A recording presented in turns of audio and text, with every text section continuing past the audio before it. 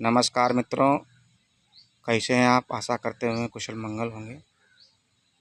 सभी लोगों को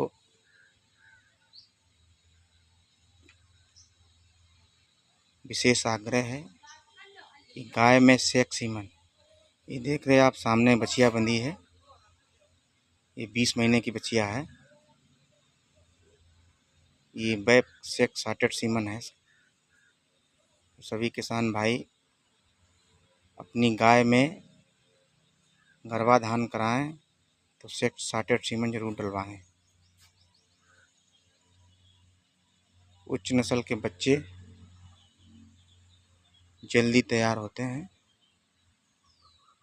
जिससे आप लोगों का दूध उत्पादन, पशुपालन